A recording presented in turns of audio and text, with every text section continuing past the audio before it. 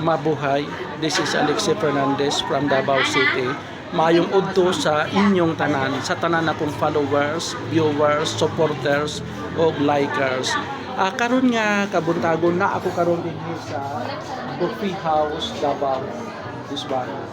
Ang kining Buffet House Davao, it all you can obviously. Nagbago lang ni sila nag-open last April 13. So bago pa yun siya, located siya sa Dakudao Street, Davao City. So daghan kay sila mino. So karon ginadugok yun sila mga customers. Actually ako ikasiyam pa ko nga waiting. Kaya wala pa'y bakante sa sulod. Daghan kay sila mga customers. So guys, try to visit and patronize Buffet House Davao. Located siya sa Dakudao Street, Davao City. This one, ito mga nag-waiting. Daghan ka nag-waiting. Nag-waiting sila.